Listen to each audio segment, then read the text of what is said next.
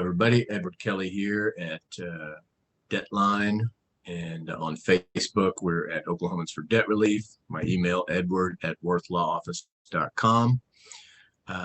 So we're finishing up my little intro series on what is Chapter 7 bankruptcy. Is it right for me? And we've talked about how do I qualify. Again, income cap based on your household size and your gross income before deductions. So for a single person, 38,000, 38 to 40,000, you'll be okay. For each additional family member, about another 10,000. So if you're over that, there's ways to bring you down. And if you're too far over, then you can do a 13, which we'll talk about another time. Also, we talked about your assets, if there's anything you're worried about losing. And then we talked about your secured debts and what you want to keep and don't keep, and whether you want to reaffirm. And then in the second video, we talked about the process, 90 days, start to finish. I need your income, answers to a series of questions, last 2 years of tax returns, copies of vehicle titles. As soon as I get that, I can have you filed in a day or two. You know, if you're getting a garnishment, that filing will stop it in its tracks. 30 days after filing, I have a 341 creditor meeting. Usually takes about 5 minutes. It's by phone at this point in time. And 60 days after that, you get your discharge process done. And in that time, that second 60 days, you will have filed any reaffirmations you want to file. So video number 3, what happens after my bankruptcy? What has this done for me? So when you get that discharge, one of the biggest questions I get is, how is this going to ruin my credit forever? And the answer for the vast majority of my clients is not at all, the opposite. In fact, your credit score may dramatically improve immediately. Now, that's no guarantee on my part. You had perfect credit, you had never missed a payment, and then you just knew things were coming and did a bankruptcy, your credit's going to take a hit. The thing to understand is your credit score is based half on your faithful payment and half on your debt to income ratio. The thing with people who come to me for bankruptcy is typically their debt to income ratio is in terrible shape. You know, if you look on your credit, you'll see every loan that you have out there. Most of them report, and they know your income. So anyone looking at you knows immediately, do you actually have any money left over? And when you have, 5, 10 loans out there, even if you're making the minimum payments, it's obvious to anyone that you have nothing left over. So your credit score plummets, regardless of whether you paid faithfully. You do a bankruptcy, and that portion of your credit is perfected. All of that is gone. Now all of your income is freed up.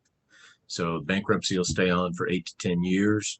Not going to help you, but the debt to income usually will far outweigh the damage of the hit on the faithful payment. And of course, if you change your habits and pay faithfully from then on, by the time that drops up off of your credit, you will have extremely good credit.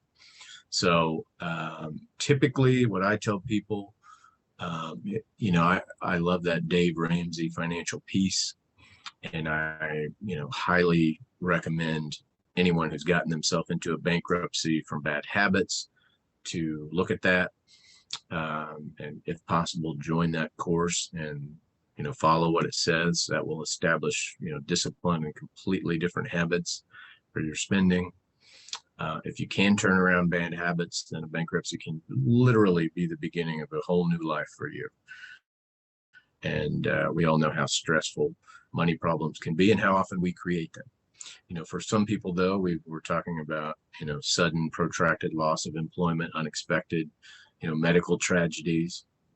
And for people who, don't have bad habits necessarily, but just have had extremely bad misfortune, same thing. Bankruptcy can clear that out. That's what it's there for. That's what it's been created for, because it's good for our country. It's good for our economy that our people, have a chance to pull themselves out of holes. Having everyone fall into, pits of debt doesn't help anyone.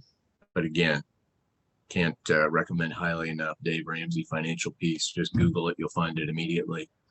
But usually what happens is people after bankruptcy will be flooded with, what they call subprime credit offers, lines of credit or signature loans, all those predatory loans, credit cards, the annual fee costs half of the, minimum payment. But, you can suddenly have $100 by getting the card.